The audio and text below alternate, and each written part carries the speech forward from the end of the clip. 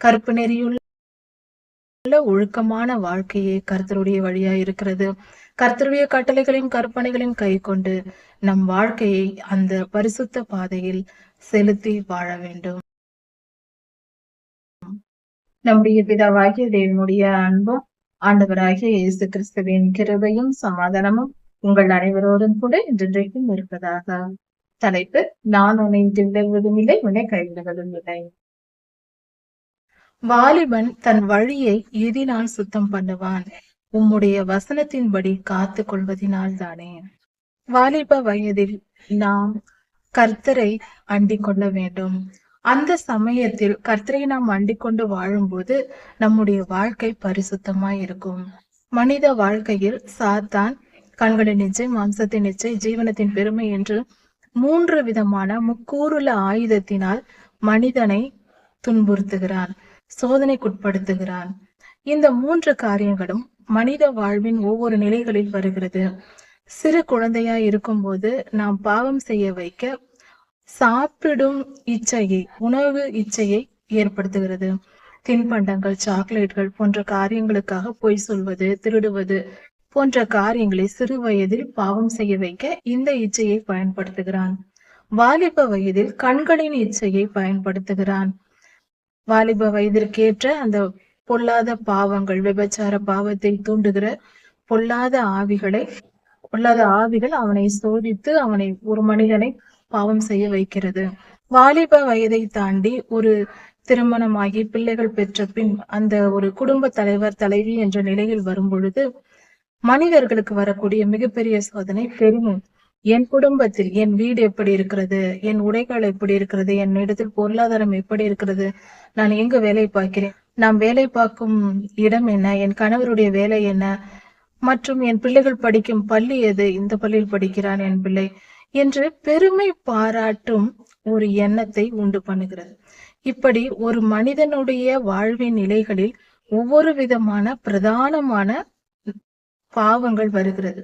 அப்படி பார்க்கும்போது வாலிப வயதில் வருகிற கண்களின் இச்சை என்ற பாவம் அதிகமாய், மற்ற சோதனைகளும் வரும், இந்த சோதனை பிரதானமாய் இருக்கிறது. இந்த வயதில் ஒரு மனிதன் தன்னை காத்து கொள்ள வேண்டும், கண்களின் இச்சைக்கு இடம் கொடுக்க கூடாது, விபச்சார பாவத்திற்கு இடம் கொடுக்க கூடாது என்றால் அதற்கு ஒரே வழி வேத வசனத்தை தியானிப்பதுதான்.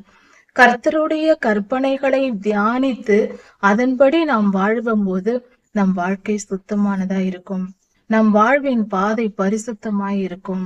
அந்த நேரத்தில் இப்படிப்பட்ட இச்சைகளில் விழுந்து போகாதபடிக்கு சோதனைகள் வரும், எல்லோருக்கும் வரும். அந்த பாவம் செய்ய வைக்கும்படியாக, பொல்லாத கண்களின் இச்சைக்கு இடம் கொடுக்கும்படியாக சாத்தான் சோதிப்பான். அப்பொழுது அந்த பாவத்திற்கு விலகும்படியாக வேத வசனத்தை தியானித்து, தினந்தோறும் நம் காலையில் எழுந்து வேத வசனத்தை தியானித்து ஜெபித்து பின்பு நாம் நம்முடைய காரியங்களை செய்யும் பொழுது இப்படிப்பட்ட சோதனைகளில் இருந்து நாம் தப்பித்து கொள்ளலாம். வாழ்க்கையில் இப்படிப்பட்ட பாவங்களில் இருந்து நாம் வெற்றி பெறலாம். பாவத்தை செய்யாதபடிக்கு பரிசுத்தமாய் நம் வாழ்க்கையை காத்து கொள்ளலாம். நம் சரீரத்தை காத்து கொள்வது அவசியமாய் இருக்கிறது. கர்த்தர் சொல்லி இருக்கிறார், இந்த பாவமானது, விபச்சார பாவமானது மற்ற பாவங்கள் புறம்பே செய்யப்படுகிறது, இந்த பாவம் அவன் ஒரு மனிதனின் சரீரத்திற்கே செய்யப்படுகிறது, அவனுக்கே செய்யப்படுகிறது. இது மகா பெரிய பாவம் என்று வேதம் தெளிவாக சொல்லுகிறது. இது மகா பெரிய பாவம், மகா பெரிய பாவம். இப்படிப்பட்ட பாவத்திற்கு இடம் கொடுக்க கூடாது. கற்பு நெறியுள்ள ஒழுக்கமான வாழ்க்கையே கர்த்தருடைய வழியா இருக்கிறது. கர்த்தருடைய கட்டளைகளின் கற்பனைகளின் கை கொண்டு நம் வாழ்க்கையை அந்த பரிசுத்த பாதையில் செலுத்தி வாழ வேண்டும். யோசேப்பையா இதற்கு நல்ல உதாரணமாய் இருக்கிறார். அவர் தம்முடைய 17ஆம் வயதில் அடிமைத்தனத்திற்கு உட்பட்டார். அப்பொழுது போத்திபாரின் மனைவி பாவம் செய்ய முற்பட்ட பொழுது யோசேப்பையா அதை தள்ளிவிட்டு தன்னை காத்து கொண்டார். கர்த்தருக்கு முன்பாகவும் என் முதலாளிக்கு முன்பாகவும் நான் பாவம் செய்வது எப்படி என்று கேட்டு தன்னை தான் காத்து கொண்டு தனக்கு வந்த சோதனையை வெற்றி பெற்றார். அதன் விளைவாக அவர் எகிப்து தேசம் முழுமைக்கும் ஆளுகை செய்யும் மிகப்பெரிய பாக்கியத்தை பெற்றார், அதிபதியானார். இப்படி நாம் யோசேப்பையாவின் வாழ்க்கையை படித்து பார்த்து அதன்படி நம் வாழ்க்கையை காத்து கொள்ள வேண்டும். சிறு வயது முதல் வாலிப வயதில் இருப்பவர்கள் வேத வசனத்தை தியானிப்பதினால் நாம் அதை கற்றுக்கொள்ளலாம். யோசேப்பு ஐயாவினிடத்தில் அன்று வேத புத்தகம் இல்லாமல் இருக்கலாம். நியாய பிரமாணங்கள் எல்லாம் அன்று செவி வழி செய்தியாக சொல்லப்பட்டது. பெற்றோர்கள் மூலமாக பிள்ளைகளுக்கு சொல்லப்பட்டது.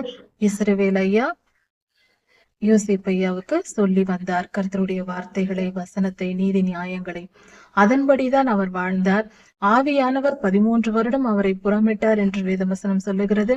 அவர் அடிமைத்தனத்திலும் சிறையிருப்பிலும் இருந்த எகிப்தில் இருந்த 13 வருடங்கள் துன்பத்தை அனுபவித்துக் கொண்டிருந்த அந்த 13 வருடங்களும் கர்த்தருடைய வார்த்தையானது அவரை புடமிட்டது, அவரை பாதுகாத்தது. யோசேப்பு ஐயாவின் வாழ்க்கையை பார்த்து நாம் அதை கற்றுக்கொள்ள வேண்டும். இந்த கண்களின் இச்சையில் விழுந்து போய் பாவம் செய்து துன்பத்தை அனுபவித்த, நியாய தீர்ப்பை அனுபவித்த சிம்சோன் ஐயாவின் வாழ்க்கையை பார்க்க வேண்டும். அவர் இறுதியில் மனம் திரும்பி விட்டார். அவர் பாவி என்று நாம் சொல்லக்கூடாது, அவர் பரிசுத்தவான் தான். ஆனால் அவர் அந்த பாவத்தை செய்து அதனால் ஏற்பட்ட விளைவுகளை எல்லாம் சுமந்து படாத பாடுபட்டார். அதையும் நாம் பார்த்து கொள்ள வேண்டும். கடைசியில் மனம் திரும்பியதினால் அவர் பாதுகாக்கப்பட்டார்.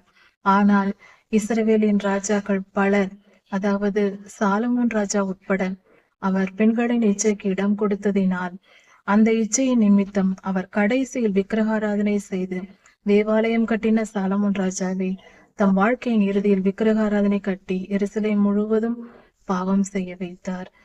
கர்த்தருடைய அன்பை இழந்து போனார் என்று தோன்றுகிறது. இப்படியாக நாம் அதை புரிந்து கொள்ள வேண்டும்.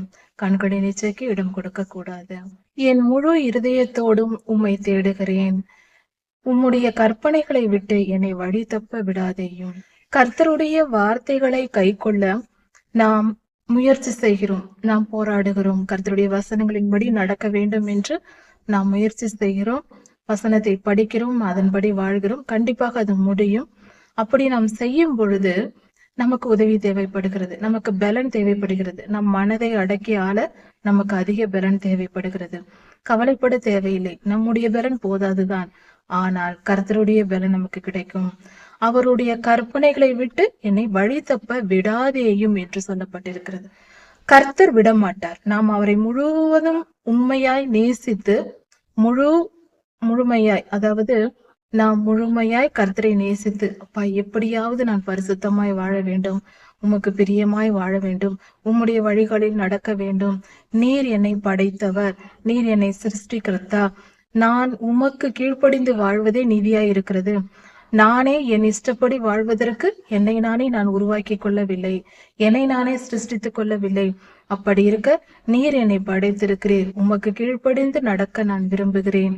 நீரே சர்வலோகத்தின் அதிபதி, உமக்கு கீழ்ப்படிந்து வாழ்வதே நீதியும் நியாயமுமாய் இருக்கிறது.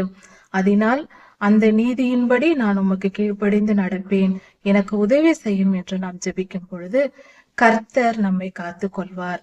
அநியாயமும் அக்கிரமமும் பாவமும் நாம் செய்யாதபடிக்கு கர்த்தர் நம்மை காப்பாற்றுவார்.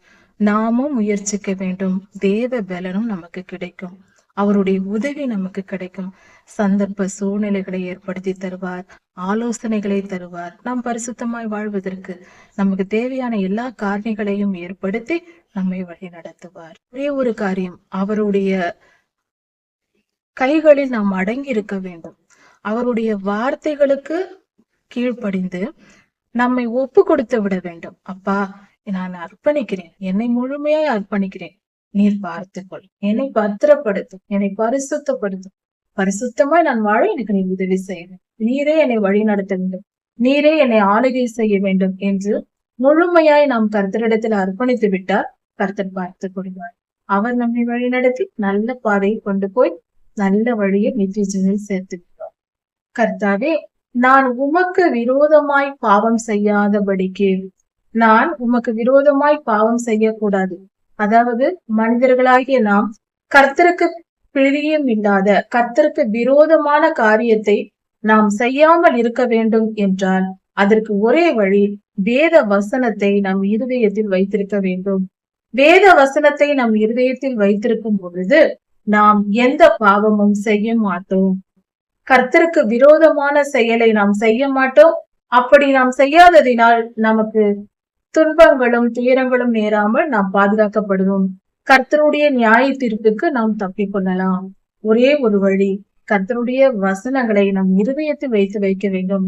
பைபிள் எனும் கையில் புத்தகத்தை வைத்துக் கொண்டிருப்பதல்ல, நம் இருதயத்தில் இருக்க வேண்டும், படிக்க வேண்டும், அதை மனதில் எழுதி வைத்து பின்பற்றி நடக்க வேண்டும். கர்த்தாவே, நான் உமக்கு நன்றி செலுத்துகிறேன். உம்முடைய வார்த்தைகளை எனக்கு போதித்தருளும். உம்முடைய வசனங்களை எனக்கு விளக்கமாக சொல்லிக் கொடும். நான் உம்முடைய வழிகளில் நடப்பேன். உமக்கு நன்றி செலுத்துகிறேன். எனக்கு போதிய சுவாமி. நாம் கர்த்தருக்கு ஸ்தோத்திரம் செலுத்தும் பொழுது கர்த்தர் நமக்கு அவருடைய வழிகளை நமக்கு போதித்து கொடுப்பார். நாம் நன்றி உள்ளவர்களாய் கர்த்தருக்கு ஸ்தோத்திர பலி செலுத்துகிறவர்களாய் நாம் இருக்க வேண்டும். கர்த்தருக்கு பிரியமாய் நடக்க வேண்டும். இன்னொரு பொருளும் உண்டு. அதாவது கர்த்தரை நாம் ஸ்தோத்தரிக்கும் பொழுது கர்த்தரிடம் சேருகிறோம், கர்த்தர் அண்டையில் வருகிறோம், அவர் திருப்பாதத்தில் அமர்ந்திருக்கிறோம். நம் வேலைகளை எல்லாம் ஒதுக்கிவிட்டு கர்த்தரிடத்தில் வருகிறோம். அப்பொழுது கர்த்தர் நமக்கு அவருடைய வசனங்களை போதிப்பார். நாம் அவரிடத்தில் வர வேண்டும், நாம் தான் தேடி வர வேண்டும். அப்படி போகும்போது கர்த்தருடைய சமூகத்திற்கு நாம் செல்லும் பொழுது அவர் நம்மை பாதுகாத்து வழி நடத்துவார். அப்படி என்றால் நாம் இருக்கிற படுக்கை அறையிலே கூட, நாம் இருக்கும் ஸ்தலத்தில் எந்த இடத்தில் நாம் அமர்ந்திருக்கிறோமோ அங்கேயே கூட கர்த்தரை நோக்கி நம் இருதயத்தை ஏறெடுக்க வேண்டும். கர்த்தரை நினைத்து நன்றி செலுத்த வேண்டும், ஸ்தோத்திரம் செலுத்த வேண்டும். அப்பொழுது கர்த்தர் அவருடைய வழிகளை நமக்கு போதிப்பார். உம்முடைய வாக்கின் நியாய தீர்ப்புகளை எல்லாம் என் உதடுகளால் நான் சொல்லி இருக்கிறேன் சுவாமி. எந்த பாவத்திற்கும் அதற்கேற்ற ஒரு தண்டனை உண்டு, அதை நாம் தெரிந்து வைத்திருக்க வேண்டும். திரளான செல்வத்தில் களி கூறுவது போல, திரளான செல்வம், அதிகமான பணம், பொருள், ஐஸ்வர்யம் நமக்கு சேர்ந்தால் நாம் சந்தோஷமாய் இருப்போம் அல்லவா? அது போல கர்த்தாவே, உம்முடைய வார்த்தைகளில் நான் சந்தோஷமாய் இருக்கிறேன். நீர் அதிக ஐஸ்வர்யத்தையும் சம்பத்தையும் அதிக பணம், சொத்துகள் எல்லாவற்றையும் நீர் கொடுத்தால் நான் எப்படி சந்தோஷமாய் இருப்பேனோ அது போல உம்முடைய சாட்சிகளில் நான் சந்தோஷமாய் இருக்கிறேன். கர்த்தருடைய சாட்சிகள் என்றால் கர்த்தருடைய வார்த்தைகளை கைப்பற்றி வாழ்ந்த வேதாகம பரிசுத்தவான்கள் கர்த்தருக்கு சாட்சிகளாய் இருக்கிறார்கள். நம் மத்தியில் நாம் வாழும் காலத்தில் வாழ்கிறவர்களும் கர்த்தருக்கு சாட்சிகளாய் இருக்கிறார்கள். கர்த்தருடையவர்கள் அவர்களோடு பேசுவது, அவர்கள் உபதேசத்தை கேட்பது, வேத புஸ்தகத்தில் பரிசுத்தவான்கள் தங்கள் வாழ்க்கையில் நடந்த சம்பவங்களை எல்லாம் எழுதி கொடுத்திருக்கிறார்கள். அதெல்லாம் நாம் படித்து தெரிந்து கொண்டு அதையெல்லாம் நாம் கை கொள்வது, அதை தெரிந்து கொள்வது நாம் சந்தோஷமாக இருக்க வேண்டும். அதை சந்தோஷமாக ஏற்றுக்கொண்டு அதன்படி நாம் வாழ வேண்டும். கர்த்தர் பெரியவராய் இருக்கிறார், அவர் மிகவும் நல்லவராய் இருக்கிறார். கர்த்தாவே, உமது கட்டளைகளாகிய வேத வசனத்தை நான் தியானிப்பதை விரும்புகிறேன். அப்படி உம்முடைய வசனங்களை தியானித்து உமது வழிகள் என்ன என்பதை அறிந்து கொள்ளுகிறேன் சுவாமி. கர்த்தாவே, உம்முடைய வசனங்களை எல்லாம் தியானித்து வாழ்க்கையின் வழிகள் நீர் என்னெல்லாம் சொல்லி இருக்கிறீர், எப்படி வாழ்வது உமக்கு பிரியமா இருக்கிறது, எப்படியெல்லாம் வாழ வேண்டும் என்பதை குறித்து நான் வசனங்களை படித்து தெரிந்து கொள்கிறேன். உம்முடைய பிரமாணங்களை படிக்கும் பொழுது நான் மன மகிழ்ச்சியாய் இருக்கிறேன். உம்முடைய வார்த்தைகள் எனக்கு சந்தோஷத்தை கொடுக்கிறது. நீர் மனிதனுக்கு கொடுத்திருக்கிற கட்டளைகள் எல்லாம் எனக்கு சந்தோஷமாய் இருக்கிறது. அவைகள் எனக்கு பிரியமாய் இருக்கிறது. மன மகிழ்ச்சி அடைகிறேன். அதையெல்லாம் பார்க்கும்போது சந்தோஷமா இருக்கிறது. உண்மைதான். கர்த்தருடைய வார்த்தைகள் எல்லாம் நமக்கு சந்தோஷத்தை கொடுப்பன. கர்த்தர் நமக்கு கொடுக்கிற வார்த்தைகள் நம் வாழ்க்கையின் வழிகள், அவர் நமக்கு சொல்லிக் கொடுக்கிறவை எல்லாம் நமக்கு மன மகிழ்ச்சி, உண்மையான சந்தோஷத்தை கொடுப்பது. கர்த்தருடைய வசனத்தின்படி வாழ்வதென்பது மன மகிழ்ச்சியான செயல்.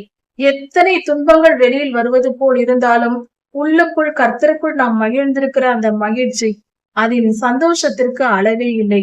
கர்த்தருடைய அன்பு அவ்வளவு பெரியது. அவர் அன்பில் நாம் திளைத்திருந்து அவருடைய வசனங்களை கை கொண்டு நடக்கும் பொழுது மிகுந்த மனமகிழ்ச்சி உண்டாகும்.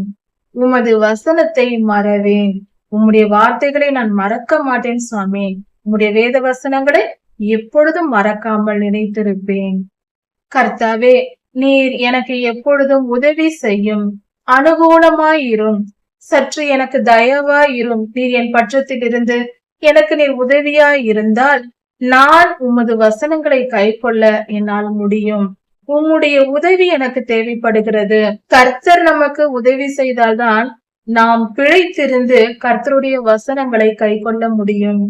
நாம் கர்த்தர் வசனம் கொடுத்து விட்டார், அவர் கட்டளை கொடுத்து விட்டார், நான் என் சுய பலத்தினால், என்னுடைய பராக்கிரமத்தினால், என்னுடைய ஞானத்தினால், என்னுடைய திறமையினால் நான் பரிசுத்தமாய் வாழ்வேன் என்று எந்த மனிதனும் சொல்ல முடியாது. ஏனென்றால் அது முடியாத காரியம். ஆதியில் முதல் பிறந்த மூத்தவர்களே, நம்முடைய முன்னோர்களே அந்த பாவத்தில் விழுந்து விட்டார்கள். அவர்கள் இரத்தத்தில் வந்த நம்மால் அப்படி வாழ முடியாது.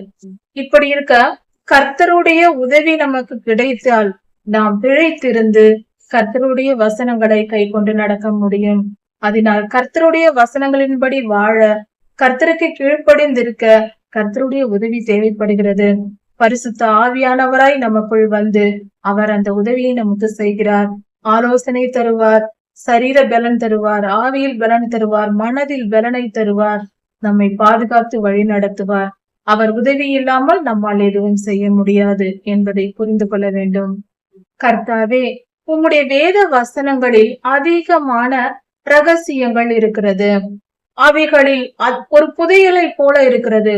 அவைகள் மிகவும் ஆழமான அர்த்தமுள்ளவைகளாய் இருக்கிறது. அவைகளை புரிந்து கொள்ளும் ஞானத்தை எனக்கு தாரும். அவைகளை புரிந்து கொள்ள என் கண்களை திறந்தருளும். நீர் சொல்லி இருக்கிற வசனங்கள் ஆழமான அர்த்தங்களை கொண்டுள்ளது. அவைகளை புரிந்து கொள்ள என் அறிவு கண்களை திறந்தருளும். எனக்கு ஞானத்தை கொடுத்தருளும். உம்முடைய ஆவியானவர் வந்து என் கண்களை திறந்து வெளிப்படுத்தினால் ஒழிய நான் வசனத்தை படித்தால் எனக்கு எதுவும் புரியாது. நீர் வந்து எனக்கு உதவி செய்யும். உம்முடைய வசனங்களின் ஆழங்களை எனக்கு கற்றுத்தாரும். என் கண்களை திறந்தருளும். வேத வசனத்தின் ஆழங்களை புரிந்து கொள்ள நம் கண்கள் திறக்கப்பட வேண்டும். அப்படி என்றால் நம் ஆவிக்குரிய கண்கள் திறக்கப்பட வேண்டும். தீர்க்க தரிசனத்தின் ஆவியை பெற்றிருக்க வேண்டும். அப்பொழுது நம்மால் பல காரியங்களை, ஆழமான ரகசியங்களை, வேதத்தின் புதிய பொருள்களை நம்மால் அறிந்து கொள்ள முடியும். பூமியிலே நான் பரதேசி, உமது கற்பனைகளை எனக்கு மறையாதேயும். கர்த்தாவே, உம்முடைய வார்த்தைகளை, உம்முடைய கட்டளைகள், உம்முடைய கற்பனைகள், உம்முடைய சட்ட திட்டங்களை எனக்கு மறைக்காதேயும் சுவாமி. நான் இந்த பூமியிலே பரதேசியாய் இருக்கிறேன். அப்படி என்றால் இந்த பூமியில் இருக்கிற எதுவும் எனக்கு நிரந்தரமானதல்ல. இதில் உள்ள எந்த விஷயத்தையும் நான் எனக்கு சொந்தமாக நினைக்க முடியாது. எல்லாம் எனக்கு சொந்தமற்றவை, என்னுடையதல்ல. நான் ஒரு நாள் இந்த உலகத்தை விட்டு போகும் பொழுது எதையும் எடுத்துக்கொண்டு போக முடியாது. நான் பரதேசியா இருக்கிறேன். வந்தேன், வாழ்ந்திருந்தேன், போக போகிறேன். இனி இதில் எனக்கு நிரந்தரமானது எதுவும் அல்ல. கர்த்தாவே, உமது வார்த்தைகளின் மேல், உம்முடைய வசனத்தின் மேல், கர்த்தாவே, உமது வசனத்தின் மேல் நான் வாஞ்சையாய் இருந்தேன். ஆனால் சுவாமி, இப்பொழுதோ நான் சோர்ந்து போகிறேன், நான் தொய்ந்து போகிறேன். உமது கற்பனைகளை விட்டு வழி விலகி போகிற அகங்காரிகளை நீர் கடிந்து கொள்ளுகிறேன். அகங்காரமாய், திமிராய், கர்வமாய், பெருமையோடு இருக்கிறவர்களை நீர் கடிந்து கொள்ளுகிறீர். உம்முடைய வழிகளை விட்டு விலகி போகிறவர்கள், உம்முடைய வார்த்தைகளை அறிந்தும் கேட்டும் உம்முடைய வசனங்களை கை கொண்டும் இருந்து வந்தவர்கள் அதை விட்டு போகும் பொழுது நீர் அவர்களை கடிந்து கொள்ளுகிறீர். அவர்களை நீர் தண்டிப்பீர், கண்டிப்பீர். நிந்தையையும் அவமானத்தையும் என்னை விட்டு அகற்றி போடும்.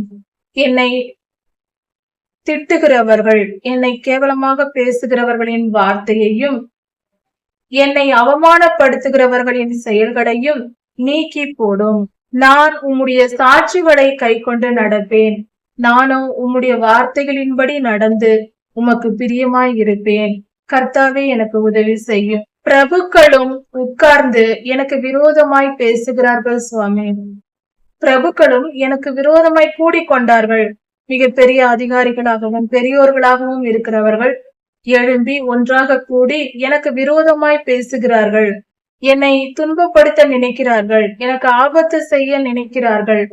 அந்த நிலையிலும் உமது கற்பனைகளை நான் கைவிட்டு விலவேன். உமது அடியேனோ, உம்முடைய பிள்ளையாகிய நான், உமக்கு பிரியமானவளாகிய நான் உம்முடைய கற்பனைகளை விட்டு விலக மாட்டேன்.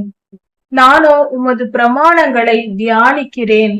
உம்முடைய சட்ட திட்டங்களையும் உம்முடைய வசனத்தை நான் தியானித்துக் கொண்டிருக்கிறேன்.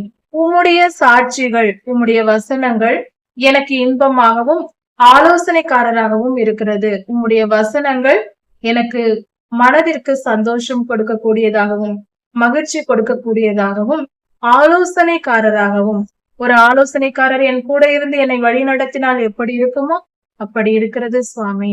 உம்முடைய வழிகளில் நான் நடக்கிறேன், என்னை காத்திருளும். இப்படியாக இந்த வேத பகுதி முடிகிறது. சங்கீதம் 119 அதிகாரம் 25 முதல் 28 வசனங்கள். உம்முடைய வசனத்தின்படி என்னை உயிர்ப்பியும். அப்படி என்றால் கர்த்தருடைய வசனம் நம்மை உயிர்ப்பிக்கிறது. நாம் மிகுந்த துக்கத்திலும் இருதயம் நொறுங்கி போயிருக்கும் நிலை, நாம் ஏன் வாழ்கிறோம் என்ற ஒரு மனநிலை இருக்கும். வாழ்க்கையே வெறுத்து போன ஒரு மனநிலை, உச்சகட்ட துன்பம் என்று சொல்லலாம். அப்படிப்பட்ட துன்பமான நிலையில் இருப்பவர்கள் நம் ஆறுதல் வார்த்தைகள் அவர்களை பலப்படுத்துகின்றதா, அவர்கள் இருதயத்தை குணப்படுத்துகின்றதா என்று பார்த்தால் சற்று ஆறுதலாய் இருக்கும். புண்பட்ட அந்த இருதயத்திற்கு மருந்து போடுவது போல இருக்கும். ஆனால் முற்றிலும் குணமாக்க வேண்டும் என்றாலும் அந்த உடைக்கப்பட்ட அந்த மனநிலையில் இருக்கிறவர்கள் உயிர் தெழும்ப வேண்டும் என்றால், பழைய நிலைக்கு அவர்கள் வர வேண்டும் என்றால் அதற்கு ஒரே வழி வேத வசனம்தான். துரோகம் இந்த உலகத்தில் மிகப்பெரிய கொடுமை. நாம் நம்பி இருக்கிறவர்கள் நமக்கு துரோகம் செய்யும் பொழுது அது மகா பெரிய துன்பத்தை உண்டாக்கும். நம் இருதயம் சுக்குநுரை உடைந்து போகும். அந்த நிலையில் நாம் இருக்கும் பொழுது நமக்கு யார் என்ன ஆறுதல் வார்த்தை சொன்னாலும் நம்மால் தேறி வர முடியாது, ஆறுதல் அடையாது. நம்ம மனம் துன்பத்திலேயே உழன்று கொண்டிருக்கும். ஆனால் அந்த நேரத்தில் அப்படிப்பட்ட சூழ்நிலையில் இருப்பவர்கள் வேத வசனத்தை எடுத்து பாருங்கள், வசனத்தை நீங்கள் படித்து பாருங்கள், உடனே ஆறுதல் கிடைக்கும். அந்த மனம் தண்ணீர் ஊற்றப்பட்ட, அதாவது காய்ந்து கொண்டிருக்கிற ஒரு செடிக்கு தண்ணீர் ஊற்றினால் அது உடனே உற்சாகம் அடைந்து துளிர்த்து எழும். ஒரே நாளில் அதன் செழிப்பை காட்டும். அது போல நம் மனம் உடனே அது உற்சாகம் அடையும். அந்த வேதனை நீங்கி போகும். அந்த துன்பத்திலிருந்து அந்த மனம் ஆறுதல் அடைந்து வெளியே வரும். அந்த சந்தோஷமான சாதாரணமான ஒரு வாழ்க்கையை நோக்கி அது வளர தொடங்கும். அது கர்த்தருடைய வேத வசனத்தின் வல்லமை. அப்படிப்பட்ட நொறுங்குண்டதும் நறுங்குண்டதுமான இருதயத்தை கர்த்தருடைய வார்த்தை ஆகிய வசனங்கள், வேத வசனங்கள், பைபிள் வசனங்கள் உயிர்ப்பிக்கிறது. இப்படிப்பட்ட நிலையில் எப்படிப்பட்டவர்கள் உடைந்த நிலையில் இருந்தாலும் அவர்களுக்கு வேத வசனத்தை எடுத்துக் கொடுங்கள். நாமே அந்த நிலையில் இருந்தால் உடனே பைபிள் எடுத்து வசனத்தை தியானிக்க தொடங்குங்கள்.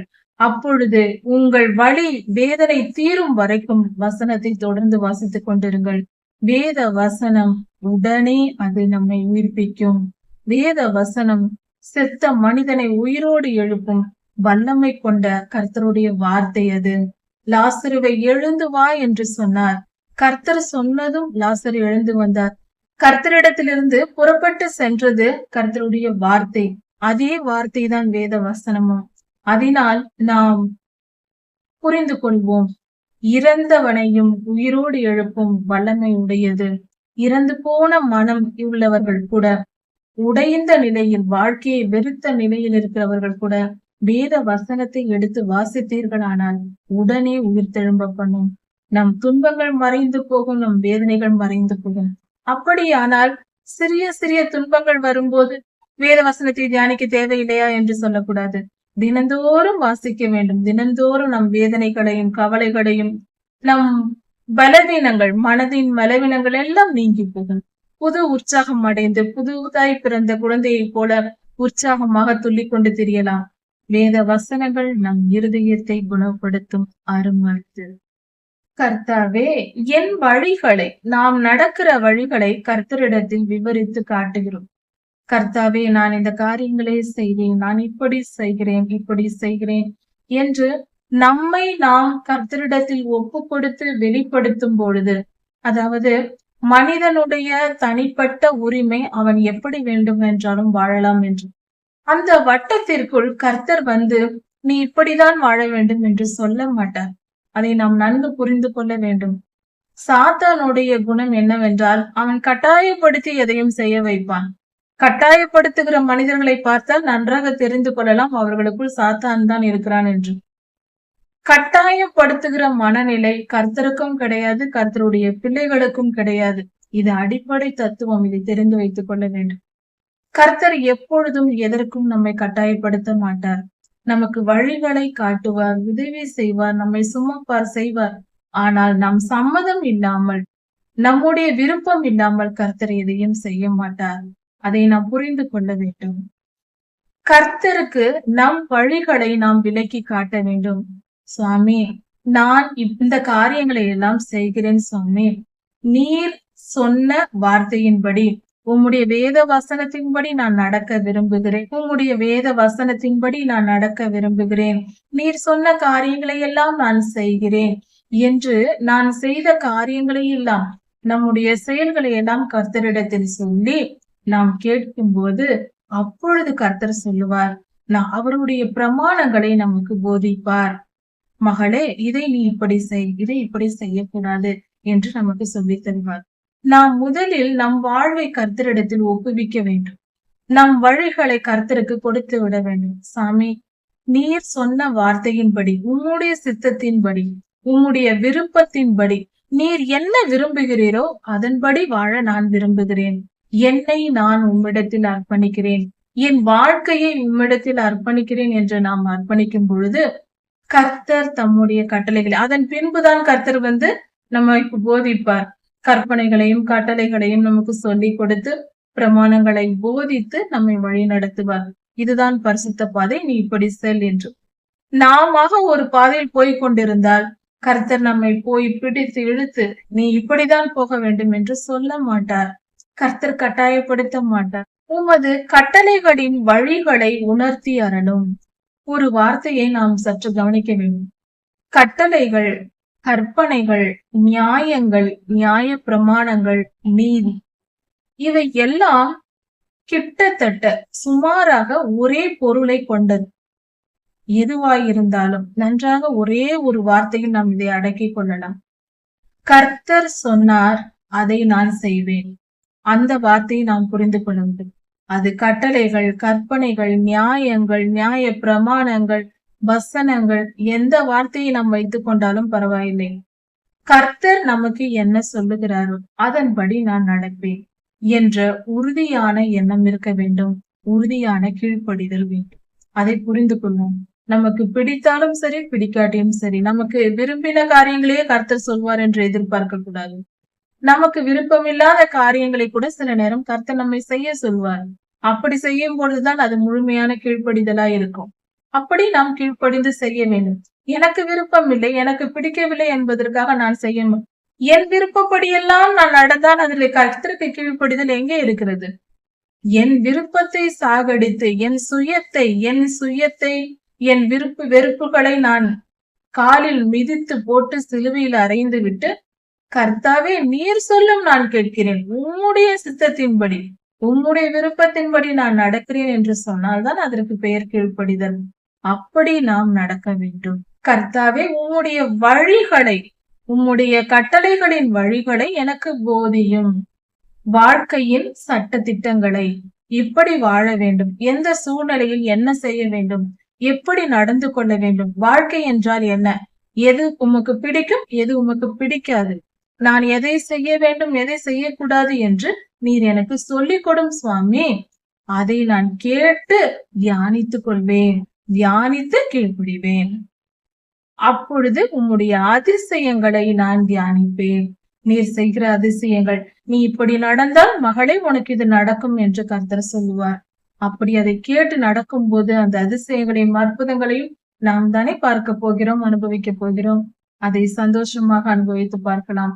கர்த்தருடைய வழிகளில் நடக்கும் போது எல்லாமே இன்பமானவை, நன்மையானவை. துன்பம் போல சில நேரங்களில் தோன்றும், ஆனால் அது துன்பம் அல்ல. பின்பாக அதை பார்த்தால் அதனால் வரும் விளைவுகள் மிக பெரியதா இருக்கும். கர்த்தர் சில நேரங்களில் சொல்வது நமக்கு கசப்பாய் இருக்கும். வேத வசனங்களுக்கு கீழ்ப்படிவது என்பது கசப்பு மருந்து சாப்பிடுவது போல, ஒரு ஊசி போட்டுக்கொள்வது போல. மருத்துவர் நமக்கு ஊசி போடுகிறார், நமக்கு வலியை உண்டாக்குகிறார். அவர் மேல் நாம் எப்பொழுதாவது கோபித்துக் கொள்கிறோமா? கசப்பான மருந்தை கொடுக்கிறாரே, அவர் மேல் கோபித்துக் கொள்கிறோமா? ஏன் நாம் பணம் செலுத்தி அவரிடம் கசப்பு மருந்தை விலை கொடுத்து வாங்குகிறோம்? நம் நன்மைக்கு தான் அவர் செய்கிறார் என்பதை புரிந்து வைத்திருக்கிறோம். அதேதான் நம்முடைய ஆண்டவர் யெகோவா ரஃபாவா இருக்கிறார். அவர் நல்ல மருத்துவராய் இருக்கிறார். குணமாக்கும் தெய்வமாய் இருக்கிறார். அவர் சில நேரங்களில் நமக்கு கொடுக்கிற கசப்பு மருந்துகளை கசப்பா இருந்தாலும் பரவாயில்லை என்று ஏற்றுக்கொள்ள வேண்டும். அது நம்மை பிழைக்க வைக்கும். எரிகிற அக்னி கடலில் இருந்து நம்மை காப்பாற்றி நித்திய ஜீவனை கொண்டு போய் சேர்க்கும். நம் உயிரை காப்பாற்றும் 2ஆம் மரணத்தில் இருந்து. கர்த்தருடைய மருத்துவம் அப்படிப்பட்டது. சில நேரம் ஊசியும் போடுவார் கர்த்தர், இன்ஜெக்ஷனும் கொடுப்பார். அப்பொழுது அதை நாம் போட்டுக்கொள்ளும் போது வலிக்கும், துடிப்போம், அழுவோம், மிகுந்த ஆர்ப்பாட்டம் பண்ணும் சில பிள்ளைகள் கூட உண்டு. அப்படியெல்லாம் செய்வோம். ஆனால் சற்று கவனித்து பார்ப்போம். அது எல்லாம் நம் நன்மைக்கு. மருத்துவர் செய்வதும், நம் பெற்றோர்கள் அழைத்து செல்வதும் அதுவும் நம் நன்மைக்கு அல்லவா? அது போல கர்த்தரும் சில நேரங்களில் நமக்கு கொடுக்கிற கட்டளைகள் சில நேரம் கசப்பாகவும், சில நேரம் வலி உண்டாக்குகிறதாகவும் இருக்கும். ஆனாலும் அதை முழுமையாய் ஏற்றுக்கொண்டு, மனதார ஏற்றுக்கொண்டு, அதை நாம் பெற்றுக்கொண்டு கீழ்ப்படிந்து நடக்க வேண்டும். அந்த வலிகளை தாங்கிக் கொள்ள வேண்டும். அந்த வேதனைகளை பொறுத்து கொள்ள வேண்டும். சில நேரம் இந்த கசப்பு மருந்து மனிதர்கள் மூலமாய் வரும். நம் குடும்ப உறுப்பினர்களாய் இருக்கலாம், அல்லது வேலை ஸ்தலங்களில் இருக்கலாம், நம்முடன் சம்பந்தப்பட்ட யாராவது இருக்கலாம். மிகுந்த துன்பத்தை கொடுக்கிறவர்களா இருப்பார்கள் நமக்கு. ஆனால் கர்த்தர் சொல்வார், அவர்களோடு நீ இரு என்று சொல்வார். அப்பொழுது நமக்கு மிகவும் கசப்பா இருக்கும். இந்த மனிதனோடு நான் எப்படி இருப்பேன்? இவன் என்னை எப்பொழுதும் தொல்லை பண்ணுகிறான். இவன் இருக்கும் பொழுது என்னால் ஒன்றும் செய்ய முடியவில்லை. இவனை கண்டாலே எனக்கு வெறுப்பா இருக்கிறது. இதுதான் கசப்பு மருந்து. சில சூழ்நிலைகளில் கர்த்தர் சொல்வதை கேட்டு நடக்க வேண்டும். கடைசியில் பார்த்தால் அந்த மனிதன் மூலமாக கர்த்தர் நமக்கு பல நன்மைகளை செய்திருப்பார். அதை நாம் பிற்காலத்தில் புரிந்து கொள்வோம். இப்படிதான் கர்த்தருடைய வழிநடத்துதல் இருக்கும். சில சந்தர்ப்ப சூழ்நிலைகளில் கர்த்தர் இப்படி செய்வார். சில சூழ்நிலைகள் இருக்கும். நாம் ஒரு வேலைக்கு செல்கிறோம் என்று வைத்துக் கொள்வோம். அந்த வேலையில் நீ நிலைத்திரு என்று கர்த்தர் சொல்வார். ஆனால் அங்கு உங்களுக்கு மிகுந்த துன்பங்கள் வந்து கொண்டே இருக்கும். போராட்டமா இருக்கும். மிகவும் நற்பெயர் இருக்காது. எவ்வளவு நன்மை செய்தாலும் நற்பெயர் இருக்காது. இப்படியெல்லாம் சூழ்நிலை இருக்கும்போது நமக்கு சலிப்பு உண்டாகும். ஆனால் கர்த்தர் சொல்வார், நீ அந்த வேலையிலேயே நிலைத்திரு என்று சொல்வார். அப்பொழுது நமக்கு அது கசப்பாக தான் இருக்கும் கர்த்தருடைய வார்த்தை. ஆனால் அதற்கு கீழ்ப்படிய வேண்டும். சிறிது காலம் சென்ற பின்பு பார்த்தால் அந்த வேலையில் மிக உயர்ந்த ஸ்தானத்தில் நம்மை வைத்து உயர்த்தி வைத்து அழகு பார்ப்பார் கர்த்தர். அவர் ஒரு திட்டம் வைத்திருப்பார். அதற்கு முன்பு சில துன்பங்கள், வலிகள், வேதனைகள் இருக்கலாம். பொறுத்து கொள்வோமே. கர்த்தர் சொன்னார், நிச்சயம் நமக்கு நன்மை செய்வார். அது நம் நன்மைக்காக தான் இருக்கும். எப்பொழுதும் இன்பமாக இருக்க வேண்டும், ஜாலியாக இருக்க வேண்டும் என்று நினைக்கவே கூடாது. இன்பத்தை ஏற்றுக்கொள்ள மனம் இருப்பது போல துன்பத்தையும் ஏற்றுக்கொள்ள வேண்டும். சாதாரணமாக ஒரு ஸ்வீட் சாப்பிட நாம் ஒரு ரெஸ்டாரண்ட் செல்கிறோம் என்று வைத்துக் கொள்வோம். அங்கு ஸ்வீட் கொடுக்கும் போது கொஞ்சம் காரமும் சேர்த்து கொடுப்பார்கள். ஸ்வீட் மட்டும் சாப்பிட்டால் நமக்கு ஒரு வயிறு வாயில ஒரு மாதிரியாக இருக்கும். வெறும் இனிப்பை சாப்பிட முடியாது. கொஞ்சம் காரம், ஏதாவது ஒரு காரமான பொருளும் கொஞ்சம் கொடுப்பார்கள். ஸ்நாக்ஸ் ஏதாவது கொடுப்பார்கள். அதையும் சேர்த்து சாப்பிட்டால்தான் நமக்கு சரியாக இருக்கும். அது போலதான் வாழ்க்கையில் சாப்பிடக்கூடிய ஒரு பொருளை வெறும் ஸ்வீட்டை கொஞ்சம் கூட நம்மால் சாப்பிட முடியவில்லை. உடனே நிறுத்தி விடுவோம். ஒரு சில அளவு கொஞ்சம் சாப்பிட்ட உடனே நமக்கு திகட்ட தொடங்கிவிடும். சாப்பிட முடியாது. அப்பொழுது கொஞ்சம் காரம் தேவைப்படுகிறது. வாழ்க்கையும் அப்படிதான். இன்பமாகவே போய்கொண்டிருந்தால் நம்மால் கர்த்தருடைய ராஜ்யத்திற்குள் சேர முடியாது. துன்பங்களும் தேவைதான். அது தேவை என்பதையும் உபத்திரவங்களையும் பாடுகளையும் நான் சுமக்க தயார் என்று நம் மனநிலையை ஆயத்தப்படுத்தி வைத்துக் கொள்ள வேண்டும். வருகிறாயா, வா, அடுத்த துன்பம் என்ன எனக்கு வரப்போகிறது என்று எதிர்பார்க்கிற மனநிலை வேண்டும். அப்படி இருந்தால் நாம் துன்பத்திற்கே துன்பம் செய்து விரட்டிவிடலாம். இன்பமும் துன்பமும் சமமானவை என்று உணர்வு இருக்க வேண்டும். இன்பம் துன்பம் இரண்டையும் சமமாக பார்க்க வேண்டும். இன்பமான காரியங்கள் நடக்கும் போது மிகுந்த கொண்டாட்டமாக துள்ளக்கூடாது. அமைதியா இருக்க பழக வேண்டும். அதே போல துன்பம் அதிகமாகும் போது அதையும் சாதாரண மனநிலையில், சரி, இது வந்தது, கடந்து போய்விடும், கர்த்தர் நம்மை விடுவிப்பார், அவர் நம்மை காப்பாற்றுவார், இந்த துன்பம் சீக்கிரமாய் மாறி போகும். கர்த்தர் நமக்கு விடுதலை தருவார் என்று கர்த்தருடைய சமூகத்தில் காத்திருந்து ஜெபிக்க வேண்டும். அந்த சோதனை காலத்தை நாம் வெற்றி பெற நீதியின் பாதையில் நடக்க வேண்டும். எந்த தவறான முடிவுகளும் துன்ப நேரத்தில் எடுத்துவிடக் கூடாது. வேதனையா இருக்கும் போது அதிகமாய் பேசக்கூட கூடாது. வேதனையா இருக்கும் போது பேசாமல் இருப்பதே நல்லது. ஏனென்றால் மனம் பதறி நாம் வார்த்தையினால் பாவம் செய்ய நேரிடும். வேதனையோடு இருக்கும் போது பேசவே கூடாது. அமைதியா இருப்பதே நல்லது. இப்படி பல காரியங்கள் உண்டு. கர்த்தருடைய வழிகளில் அவருடைய விருப்பத்தின்படி நாம் நடப்பதே நமக்கு நன்மையாயிருக்கும். ஒரு தவிப்பான நிலையில் எந்த முடிவும் எடுக்க முடியாமல் துன்பத்தின் மத்தியில் தவித்துக் கொண்டிருக்கிற அந்த நிலையில் இருந்தாலும் கர்த்தருடைய வசனத்தை நாம் எடுத்து வாசிக்கும் போது நாம் அந்த துன்பத்திலிருந்து மீண்டு கொள்ளலாம். உம்முடைய வசனத்தின்படி என்னை எடுத்து நிறுத்தும் என்று சொல்லப்பட்டிருக்கிறது. கர்த்தருடைய வசனத்தின்படி நம்மை உயர்த்துவார். கர்த்தர் எடுத்து நிறுத்துவார். அந்த சூழ்நிலைகளில் இருந்து நம்மை மீட்டு கொண்டு வந்து நம்மை காப்பாற்றுவார். கர்த்தருடைய வசனம் அதை செய்யும். அப்படி என்றால் ஏன் கர்த்தர் செய்வார் என்று சொல்லாமல் வசனத்தில் என்று சொல்லுகிறோம் என்றால், வசனம் செய்யும் என்றால் இந்த வார்த்தையில் வழி இருக்கிறது. நம் துன்பத்தில் இருந்து மீண்டு வரும் வழி வேத வசனத்தில் கொடுக்கப்பட்டிருக்கிறது. நாம் துன்பமாய் இருக்கும் பொழுதும் குழப்பமான சூழ்நிலையில் இருக்கும் பொழுது வேத வசனத்தை நாம் எடுத்து படித்தால் அந்த வசனத்தில் நம் வாழ்க்கையின் சூழ்நிலைகளில் நாம் செய்ய வேண்டிய காரியம் என்ன என்பதற்கான பதில் இங்கிருக்கிறது. வேதாகமத்தில் இருக்கிறது. இந்த உலகத்தில் இருக்கிற எல்லா மனிதர்களுக்கும் இருக்க போகிற எல்லா மனிதர்களின் மொத்த மனித வாழ்க்கையின் எல்லா கேள்விகளுக்கும் வேத வசனத்தில் பதில் இருக்கிறது. ஒருவேளை நம் மனதில் என்ன செய்வதென்று தெரியவில்லை, இந்த சூழ்நிலையை நான் எப்படி மேற்கொள்வேன் என்ற கேள்வி உங்களுடைய மனதில் இருந்தால், நம் மனதில் எப்பொழுதெல்லாம் அந்த கேள்வி தோன்றுகிறதோ அப்பொழுது நம் வேத வசனத்தை எடுத்து படிக்கும் பொழுது அந்த கேள்விக்கான பதிலை நாம் பெற்றுக்கொள்ளலாம். ஆயுள் முழுவதும் நாம் அதை பெற்றுக்கொள்ளலாம். ஏனென்றால் உலகத்தின் எல்லா கேள்விகளுக்கும், மனித வாழ்வில் வருகிற எல்லா கேள்விகளுக்கும் பதில் வேதாகமத்தில் உண்டு. நாம் எடுத்து வாசிக்கலாம். எங்கிருக்கிறது என்று நமக்கு தெரிய வேண்டிய அவசியம் இல்லை. மனதால் நாம் ஜெபித்து விட்டு கர்த்தருடைய வசனத்தை திறந்து பார்த்தால் நம் இருதயத்தின் கேள்விக்கான பதில் நம் கண் முன்னே நிற்கும். இதை நாம் தேடி ஆராய்ந்தெல்லாம் எடுக்க வேண்டாம். பரிசுத்த ஆவியானவரை நமக்கு தருவார்.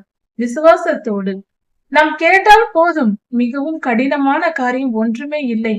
கர்த்தாவே, என் சூழ்நிலைகள் இப்படி இருக்கிறது, எனக்கு பதில் தாரும், உம்முடைய வசனத்தை எனக்கு காண்பியும் என்று கேட்டு நாம் வேதத்தை திறந்தால் போதும், நம் கண்முன் அந்த வசனம் வந்து நிற்கும். அதுவே கர்த்தருடைய வேதாகமத்தின் மகிமை. கர்த்தர் பெரியவர், பெரிய காரியங்களை செய்வார். கர்த்தர் தம்முடைய வசனத்தின்படி நம்மை உயிர்ப்பிப்பார். அவர் சொல்லி இருக்கிறார், நம்மை காப்பார். பொய் வழியை என்னை விட்டு அகற்றி போடும். பொய்யான வழிகள் என் கண்முன் இருக்கிறது, அவையெல்லாம் என்னை விட்டு அகற்றி போடும். உம்முடைய வேதத்தை எனக்கு அருளி செய்யும்.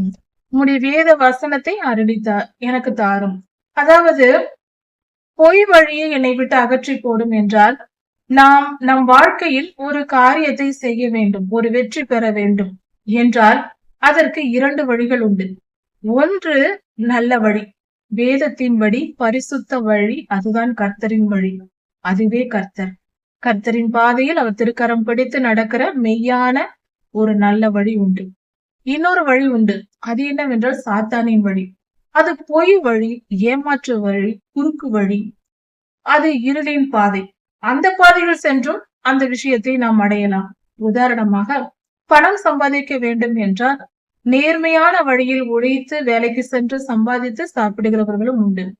அடுத்தவரிடம் திருடி, ஏமாற்றி, பொய் சொல்லி, பல தில்லுமுள்ளு வேலைகளை செய்து, லஞ்சம் வாங்கி போன்ற காரியங்கள் எல்லாம் செய்து குறுக்கு வழியில் பணம் சம்பாதித்து வசதியாய் வாழ்கிறவர்களும் உண்டு.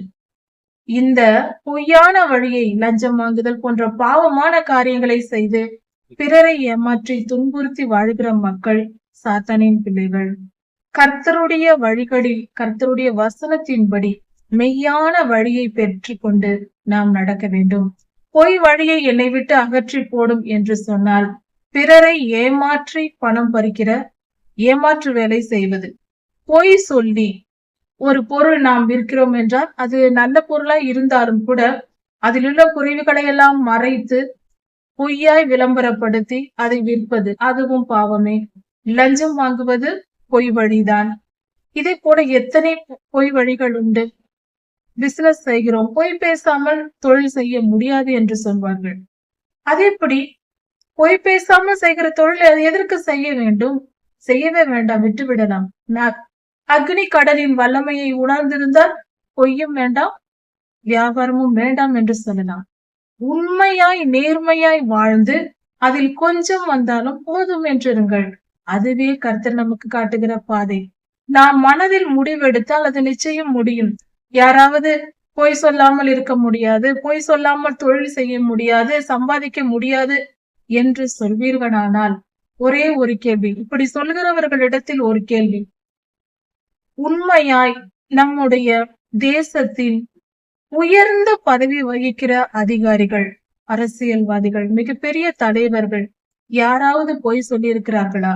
பொய்யான அறிக்கை விடுகிறார்களா? பொய்யான செயல்களை செய்கிறார்களா? அப்படி செய்தால் அவர்கள் ஆட்சி நிலைக்குமா? யோசித்து பார்ப்போம். உயர்ந்த ஸ்தானத்தில் இருக்க வேண்டும் என்றால் உண்மையா இருக்க வேண்டும், மெய்யா இருக்க வேண்டும். யோசித்து பார்ப்போம். உண்மையும் சத்தியமும் நீதியும் என்றும் உயர்ந்த இடத்தில் இருக்கும். பொய்யும் ஏமாற்று வேலையும் பிற பொருளை அபகரிக்கிற இச்சையான எண்ணங்களும் நம்மை தாழ்ந்த நிலையிலேயே வைத்துவிடும், வாழ்க்கையின் உயர்வை தராது. நம்முடைய மிக உயர்ந்த தலைவர்களை, நம் தேசத்தின் தலைவர்களை நினைத்து பார்ப்போம். அவர்கள் எல்லாம் நன்மை செய்து நற்பெயர் பெற்று அவர்கள் இறந்த பின்னும் நூற்றுக்கணக்கான வருடங்களாக நாம் அவர் புகழ் பாடுகிறோம் என்றால், அவர்கள் எல்லாம் பாவம் செய்து லஞ்சம் வாங்கி திருடி பொய் சொல்லி ஏமாற்றி வியாபாரம் செய்து அப்படியெல்லாம் அவர்கள் நடந்திருந்தால் நாம் அவர்களுக்கு தலைவர் என்று கொண்டாடுவோமா? யாராவது அவரை நினைத்து பார்ப்போமா? உயிரோடு இருக்கும் போதே மறந்து விடுவோம் அப்படிப்பட்டவர்களை. இறந்த பின்பு யார் நினைப்பார்? யோசித்து பார்ப்போம். எவ்வளவு பணம் சம்பாதித்தாலும் அதை நாம் எடுத்து போவதில்லை. பொய்யான வழிகளை விட்டு அகற்றுவோம். நம் வாழ்க்கையை சீர்படுத்திக் கொள்வோம். கர்த்தர் பெரியவர், அவர் மிக மிக பெரியவர், அவர் நல்லவர், நல் வழிகளையே நமக்கு போதிக்கிறார். அப்படி பொய்யான வழிகளை விட்டுவிட்டு, கர்த்தாவே அதையெல்லாம் என் வாழ்க்கையிலிருந்து அகற்றி போட்டு உம்முடைய வேதத்தை எனக்கு தாரும், உம்முடைய வசனத்தின்படி வாழ எனக்கு உதவி செய்யும், உம்முடைய வசனத்தின்படி என்னை வழி நடத்தும், நான் அதற்கு என்னை அர்ப்பணிக்கிறேன் என்று நாம் இப்படிதான் நாம் வாழ வேண்டும். சங்கீதம் 119 அதிகாரம் 29 முதல் 38 வசனங்கள் வரை. கர்த்தாவே, மெய்யான வழியாய், அதாவது நேர்மையான பாதையில் நீதியின்படி உமக்கு பிரியமான, உமக்கு பிடித்த வழி நீதியின் பாதை. நீர் நீதியுள்ளவர், நீதியின் சூரியனாய் இருக்கிறீர். நாங்களும் நீதியாய் நியாயமாய் நடக்க வேண்டும். உமக்கு கீழ்ப்படிந்து உம்முடைய வார்த்தைகளின்படி, அதாவது வேத வசனத்தின்படி வாழ வேண்டும் என்பதே உம்முடைய விருப்பமாய் இருக்கிறது. அந்த உம்முடைய வழியை நான் தெரிந்து கொண்டேன் சுவாமி. நீர் என்ன விரும்புகிறீரோ அதை செய்ய நான் விரும்புகிறேன். உம்முடைய வழிகளில் நடக்க, உமக்கு பிரியமாய் வாழ நான் விரும்புகிறேன் சுவாமி. அப்படி உம்முடைய வார்த்தைகளை வாசித்து, வேத வசனத்தை வாசித்து அதன்படி என் வாழ்க்கையில் ஒவ்வொரு காரியத்தையும் நான் செய்கிறேன். அப்படியே நான் வாழ உம்முடைய வசனத்தை என் வாழ்க்கையில் முன்னே நிறுத்தி இருக்கிறேன். உம்முடைய சாட்சிகளின் மேல் நான் பற்றுதலாய் இருக்கிறேன் சுவாமி. உம்முடைய சாட்சிகள் என்றால் கர்த்தருடைய வழிகள், கர்த்தர் மனிதனுக்கு கொடுக்கிற கட்டளைகள், வார்த்தைகள், வெளிப்படுத்துதல்கள், பல காரியங்களை கர்த்தர் சொல்லுகிறார். சுலபமாக சொல்ல வேண்டும் என்றால் கர்த்தர் சொல்லும் வார்த்தைகள், அது வேத வசனமாக இருக்கலாம், தீர்க்க தரிசனமாக இருக்கலாம், நேரடியாக நம்மளோடு பேசலாம், கனவாக நம்மிடத்தில் பேசலாம். எப்படியாவது கர்த்தர் தம் இருதயத்தில் உள்ளதை நமக்கு வெளிப்படுத்துகிறார் பல விதங்களில். நம்முடைய அறிவுக்கும் நம்முடைய புரிந்து கொள்ளுதலுக்கும் ஏற்றபடி அவர் இறங்கி வந்து நமக்கு எல்லாவற்றையும் சொல்லிக் கொடுக்கிறார். ஏனென்றால் நமக்கு கர்த்தரோடு முகமுகமாய் பேசும் பழக்கம் நமக்கு இல்லாத நிலையில் கர்த்தர் இறங்கி வந்து தரிசனம் மூலமாக பல விதங்களில் ஊழியர்கள் மூலமாக நமக்கு அதெல்லாம் சொல்லிக் கொடுக்கிறார். அதையெல்லாம் நாம் ஏற்றுக்கொள்கிறோம் அல்லவா? அவைகள் தான் சாட்சிகள். கர்த்தர் விரும்பும் அவருடைய இருதயத்தின் நினைவுகளை நமக்கு சொல்லுகிறார். அந்த வார்த்தைகள், அந்த செயல்கள், அவைகள் தான் சாட்சிகள். கர்த்தருடைய வார்த்தைகள் சாட்சிகளாய் இருக்கிறது. அவைகளின் மேல் நான் பற்றுதலாய் இருக்கிறேன். அவைகளின் மேல் நான் ஆசையாய் இருக்கிறேன். அவைகளின் மேல் விருப்பமாய் இருக்கிறேன். அப்படி என்றால், கர்த்தாவே, நீர் என்ன சொல்லுகிறீரோ அதை கேட்டு நடக்க நான் ஆசையாய் இருக்கிறேன். நான் விரும்புகிறேன். அப்படி செய்வதே எனக்கு மிகுந்த விருப்பமாய் இருக்கிறது. அதனால் கர்த்தாவே, என்னை வெட்கப்பட பண்ணாதேயும். என் வாழ்க்கையில் வெட்கம் உண்டாகாதபடிக்கு என்னை பாதுகாத்துக் கொள்ளும். அப்படி என்றால் நாம் கர்த்தருடைய வார்த்தையின் மேல் பிரியமாய் இருக்கிறோம். கர்த்தர் சொல்வதையே நாம் செய்து அவருக்கு கீழ்ப்படிந்து நடக்கிறோம். அப்படி நடந்து வரும்போது நம் வாழ்க்கையில் நமக்கு அவமானங்கள் ஏற்பட்டு விடாதபடிக்கு, மற்றவர்கள் நம்மை கேவலமாக நினைக்காதபடிக்கு என்னை பார்த்து கொள்ளும். உதாரணத்திற்கு, நாம் ஒரு நல்ல வேலையில் வேலை செய்து கொண்டிருக்கிறோம் என்று பார்க்கலாம். ஒரு உயர்ந்த சம்பளத்தில் நல்ல வேலை பார்த்து கொண்டிருக்கிறோம். கர்த்தர் சொல்லுகிறார், நீ இந்த வேலையை விட்டு என் ஊழியத்திற்கு வா என்று நம்மை அழைக்கிறார் என்றால், நாம் அந்த வேலையை விட்டு ஊழியத்திற்கு வருகிறோம். அப்பொழுது நமக்கு வருமானம் இல்லாமல் பண கஷ்டத்தில் நாம் இருந்தால் மற்றவர்கள் என்ன சொல்வார்கள்?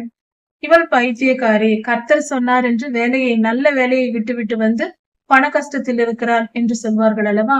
இப்படிப்பட்ட அவமானங்கள் எனக்கு நேர்ந்திடாதபடிக்கு, நான் போய் அவர்களிடத்தில் கடன் கேட்காதபடிக்கு, என் பணக்குறைவினால் அவமானம் எனக்கு நேரிடாதபடிக்கு என்னை காப்பாற்றும்.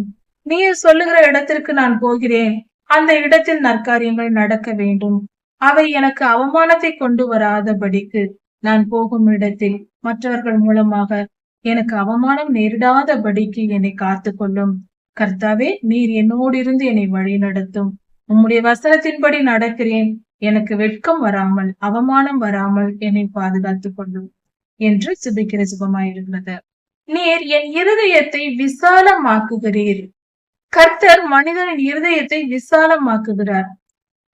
விசாலமாக்குதல் என்றால் திறந்த மனமுடையவர்களாய், அப்படி என்றால் ஒரு குறுகின வட்டத்திற்குள், ஒரு குறுகின மனப்பான்மைக்குள் இருக்கக்கூடாது. அப்படிப்பட்ட நிலையில் நாம் இருந்தாலும் கர்த்தர் நம்மை தெளிவடைய பண்ணுவார். அது எப்படி என்றால், சிலருடைய வாழ்க்கை என்பது ஒரு குறுகிய வட்டத்தில் இருக்கும். என் வீடு, என் குடும்பம், என்னுடைய வாழ்க்கை, என் உறவு, நான் பிறந்த நாள் கொண்டாடினேன், திருமண காரியங்களுக்கு செல்வது, பார்ட்டி கொண்டாடுவது, இப்படி என்று தனக்குள்ளே ஒரு வட்டம் போட்டுக்கொண்டு வாழ்க்கையே அதுதான் என்று வாழ்ந்து கொண்டிருப்பது. அது குறுகின வாழ்க்கை. இன்பமாக இருக்க வேண்டும், அவ்வளவுதான். வேற எதுவும் தெரியாது. ஏன் பிறந்தோம், ஏன் வாழ்கிறோம், என்ன செய்ய வேண்டும், எது சரி, எது தவறு, வாழ்க்கையில் எது நல்லது கெட்டது எதையும் யோசிப்பதே கிடையாது. அவர்கள் போக்குக்கு அவர்கள் வாழ்ந்து கொண்டிருப்பார்கள். என்ன தோன்றுகிறதோ அதை செய்வது. அடுத்தவரை பார்க்க வேண்டியது அவர்கள் என்ன செய்கிறார்களோ அதையே நாமும் செய்து வாழ்ந்து வருவது. இது ஒரு குறுகிய மனப்பான்மை. அதை தூக்கி எறிந்து விட்டு கர்த்தர் நம் இருதயத்தை பெரிதாக்குகிறார், விசாலமாக்குகிறார், நம் மனநிலையை பெரிதாக்குகிறார். உலகம் என்றால் என்ன? மனிதன் என்றால் என்ன?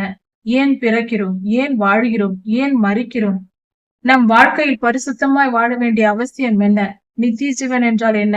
அக்னி கடல் என்றால் என்ன? நாம் எதற்காக பரிசுத்தமாய் வாழ வேண்டும்? தவறாக வாழ்ந்தால் என்ன நடக்கும்? பாவ வாழ்க்கை நமக்கு என்ன கொண்டு வரும்? இப்படி எல்லா காரியத்தையும் நமக்கு போதித்து நம் இருதயத்தை விசாலமாக்குகிறார். பெரிய ஒரு திறந்த நிலையில் நம்மை பெரிதாக்குகிறார்.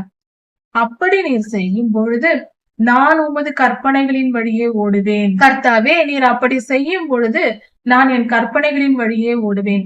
நம் இருதயம் குறுகின மனப்பான்மையா இருக்கும் பொழுது கர்த்தருடைய கட்டளைகளையும் கற்பனைகளையும் நாம் கை கொண்டு நடக்க மாட்டோம். நம்முடைய குறுகின மனப்பான்மை, தினந்தோறும் நம் வேலைகளை நாம் செய்கிறோம், நாம் சம்பாதிக்கிறோம், நாம் சாப்பிடுகிறோம், என் வாழ்க்கை, என் குடும்பம் என்று வாழ்கிறவர்கள் கர்த்தருடைய கற்பனைகளை பற்றி நினைக்க மாட்டார்கள். அதை சொன்னாலும் ஏற்றுக்கொள்ள மாட்டார்கள். ஏனென்றால் அவர்களுடைய குறுகின மனப்பான்மை. கர்த்தர் சொல்லுவது, நம்முடைய இருதயம் விசாலமாகும் பொழுது நாம் நம்முடைய இருதயத்தை, மனித வாழ்க்கை என்றால் என்ன, ஏன் பிறக்கிறோம், ஏன் வாழ்கிறோம் என்ற திறந்த மனநிலையில் மனித வாழ்வை புரிந்து கொண்டு, நாம் இருக்கும் உலகத்தையும் சமுதாயத்தையும் புரிந்து கொண்டு, நாம் இருக்கும் காலத்தையும் புரிந்து கொண்டு வாழ நாம் முற்படும் பொழுது அப்பொழுது நம் இருதயம் விசாலமாகிறது, நம் மனப்பான்மை வெளிப்படையாகிறது, அது பெரிதாகிறது, நம்முடைய மனதின் வட்டம் பெரியதாகிறது. நாம் பல உலகத்தையே நாம் நினைத்து பார்ப்போம்.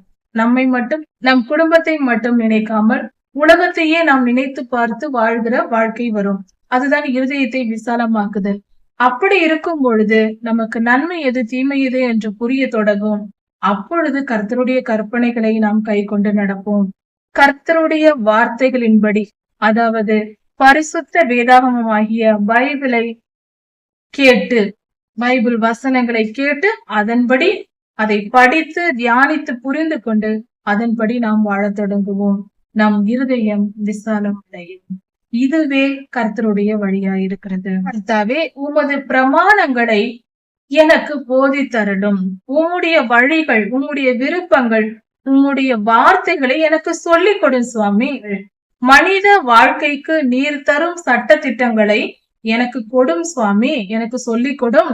அதையெல்லாம் நான் உயிரோடு இருக்கிற வரைக்கும் அதை கடைபிடித்து அதை காத்து கொண்டு நான் அப்படியே வாழ்வேன். நான் கீழ்ப்படிதல் உள்ளவளாய் இருப்பேன் என்று நாம் கர்த்தரிடம் சொல்வது. கர்த்தாவே, எனக்கு உணர்வை தாரும். கர்த்தாவே, எனக்கு உணர்வை கொடும். உணர்வுள்ள இருதயம் எனக்கு வேண்டும். ஏசாயா 11:2 சொல்லப்பட்டிருக்கிறது, ஞானத்தையும் உணர்வையும் அருளும் ஆவியானவர் என்று. பரிசுத்த ஆவியானவர் நமக்குள் வரும்போது நமக்கு ஞானமும் கிடைக்கும், உணர்வும் கிடைக்கும். சில நேரங்களில் ஞானம் உணர்வு என்றால் என்ன என்று புரிந்து கொள்வோம். ஞானம் என்பது ஒரு காரியத்தை குறித்து இது சரி இது தவறு என்று புரிந்து கொள்வது ஞானம். எந்த விஷயத்தையும் புரிந்து கொள்வது ஞானம். அதை கடைபிடித்து நடக்க வேண்டும் என்றால் அதற்கு நமக்கு உணர்வு தேவை. ஞானம் உணர்வு ரெண்டும் சேர்ந்திருந்தால்தான் அதை நாம் கடைபிடிக்க முடியும். உதாரணமாக, தினந்தோறும் வேதம் வாசிப்பது நல்லது, இப்படிதான் கிறிஸ்தவர்கள் வாழ வேண்டும் என்று நாம் சிறு பிள்ளையா இருக்கும் பொழுதிலிருந்து திருச்சபையில் நமக்கு போதிப்பார்கள். அதையெல்லாம் கேட்டுக்கொண்டேதான் இருப்போம். 50 வயதானாலும் 60 வயது வரைக்கும் நாம் கேட்டுக்கொண்டே இருப்போம். ஆனால் தினந்தோறும் வேதம் வாசிக்கவே மாட்டோம். 50-60 வருடங்கள் கேட்ட விஷயம் நமக்கு தெரிந்த காரியம்தான். அது புரியாத விஷயம் அல்ல. ஒரு எளிமையான வார்த்தை, வேதம் வாசித்தால் நம் வாழ்க்கை நன்றாக இருக்கும், தினந்தோறும் வேதம் வாசிக்க வேண்டும், அது சிறந்தது என்று. ஆனால் 60 வருடங்கள் கேட்ட பின்பும் அதை கடைபிடிக்காமல் இருக்கிறோம் என்றால் அதற்கு காரணம் அது புரியாததினால் அல்ல. புரிந்திருக்கிறோம், ஞானம் இருக்கிறது, ஆனால் உணர்வு இல்லை. அதன் தன்மையை நாம் உணர்ந்து கொள்ளவில்லை, அதன் பலனை நாம் உணர்ந்து கொள்ளவில்லை. அதனால் அதை கடைபிடிக்காமல் இருக்கிறோம். எப்பொழுது உணர்வு வருகிறதோ, உணர்வின் ஆவியானவர் நமக்குள் வரும் பொழுது அதை கடைபிடிக்க ஆரம்பிப்போம். உணர்வு எப்படி வரும்? உணர்வு என்பது ஆத்துமாவில் உள்ளது. ஆத்துமா உணர்வடைய வேண்டும் என்றால் அடிபட்டால்தான் ஆத்துமா உணர்வடையும். ஏனென்றால் மனிதனுடைய இருதயம், ஏனென்றால் மனிதன் துன்பத்தை அனுபவிக்கும் போதுதான் அவனுக்குள் உணர்வு வருகிறது. உதாரணத்திற்கு 50 வருடம் 60 வயதாகிறது ஒருவருக்கு.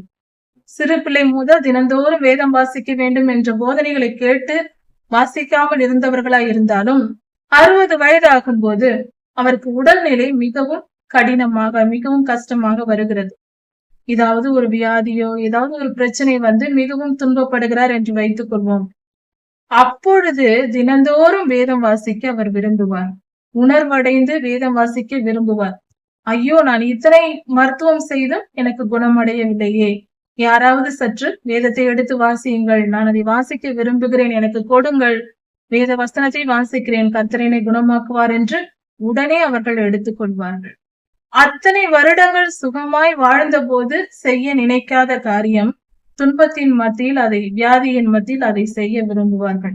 இது எல்லோருக்கும் உள்ள குணம். அதை புரிந்து கொள்ள வேண்டும். யாரும் பெரிய ஞானி அல்ல, யாரும் பெரிய பரிசுத்தவான் என்று சொல்லிக் கொள்ள வேண்டாம். இது மனித இயல்பு, பொதுவான இயல்பு. நாம் உணர்வை பெற்றுக்கொள்ளும் வரைக்கும் மந்த நிலையில் தான் நாம் இருக்கிறோம். இந்த உணர்வின் ஆவியானவர் நமக்குள் வந்த பின்பு நாம் அடிபட்டு துன்பப்பட்டு நம் இருதயம் தாழ்த்தப்படும் பொழுது நாம் வேத வசனத்தை எடுத்து வாசிப்போம். அப்பொழுது வேதத்தை தியானிக்க தியானிக்க ஞானமும் உணர்வும் சேர்ந்து வரும். அப்பொழுது மனம் திரும்பினால் நாம் நன்றாக இருக்கும் பொழுது கூட அதன் பின்பு நாம் வேதம் வாசிக்க ஆரம்பிப்போம். இதுதான் உணர்வின் தன்மை. உணர்வின் ஆவியானவரை நாம் பெற்றுக்கொள்ள வேண்டிய அவசியம். பரிசுத்த காரியங்களை நாம் செய்ய வேண்டும் என்றால் புரிந்து கொள்வதற்கு ஞானத்தின் ஆவியானவரும், நாம் அதை செய்ய வேண்டும் என்றால் அதற்கு உணர்வின் ஆவியானவரும் தேவை. இதுதான் பரிசுத்த குத்து விளக்கில் மனோராவின், அதாவது ஆசரிப்பு கூடாரத்தில் இருந்த குத்து விளக்கு மனோரா என்று சொல்வோம். அதில் முதல் 2 குழாய்களின் பொருள் அதுதான். கீழே இருக்கிற, அடியில் இருக்கிற முதல் 2 குழாய்களின் பொருள் ஞானத்தையும் உணர்வையும் அருளும் ஆவியானவர். அந்த 2 குழாயில் தான் முதலில் எண்ணெய் வந்து எரிய தொடங்கும். ஞானமும் உணர்வும் நம் மனதிற்குள் முதலில் வர வேண்டும். அப்பொழுது உணர்வடைந்து பரிசுத்த வாழ்க்கைக்கு அந்த பாதையில் நாம் செல்ல தொடங்குகிறோம் என்று பொருளாகிறது. இப்படிதான் கர்த்தருக்கு பரிசுத்தமாய் வாழ வேண்டும். அந்த 7 குழாய்களும் எரியும் பொழுதுதான், அதில் எண்ணெய் பாய்ந்து எரியும் பொழுது 7 ஆவிகளையும் பெற்றவர்களாக, முழுமையடைந்தவர்களாக நாம் இருக்கிறோம். கர்த்தர் மிகவும் நல்லவர். அவர் பெரிய காரியங்களை, ஒவ்வொரு விஷயங்களையும், பல ரகசியங்களை ஒவ்வொரு இடத்திலும் வைத்திருக்கிறார். அவர் ஞானம் மிகவும் பெரியது. அதனால் நமக்கு கொடுத்திருக்கிற வேத வசனங்களை தியானித்து கர்த்தருடைய ஞானத்தை, நமக்கு கொடுத்திருக்கிற வார்த்தைகளை, ஆழமான சத்தியங்களை புரிந்து கொள்ள முயற்சிக்க வேண்டும்.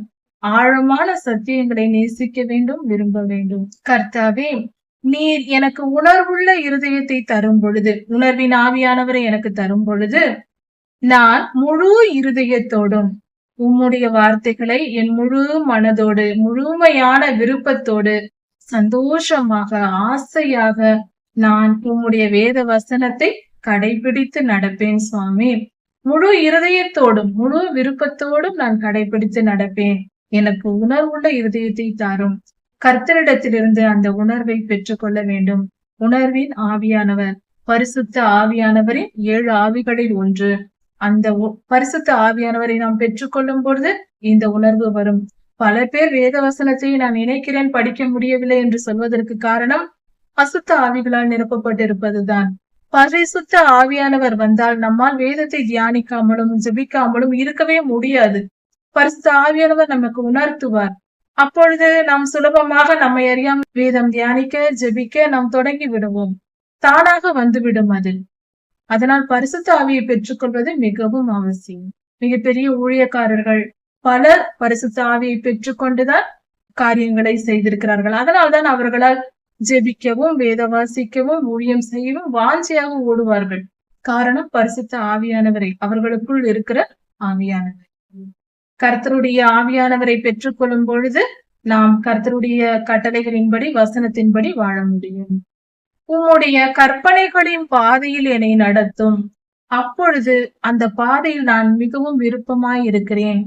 கற்பனைகள் என்று சொல்லும் போது கர்த்தரிடத்தில் முழு அன்பையும் செலுத்துவது, மற்ற மனிதர்களிடத்தில் நம்மை நேசிப்பதை போல பிறரையும் நேசிப்பது, 10 கட்டளைகளை கை கொண்டு நடப்பது, இவைகள்தான் கர்த்தருடைய கற்பனைகள்.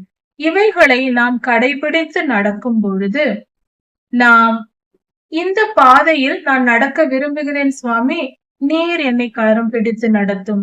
நாம் முதலில் கேட்டு பெற்றுக்கொள்ள வேண்டும். இதையெல்லாம் நாம் கர்த்தருக்கு, இன்னும் சொல்ல போனால் நாம் கர்த்தரிடத்தில் நம்மை அர்ப்பணித்து கேட்கும் பொழுது அனுமதி கொடுப்பது என்று கூட சொல்லலாம்.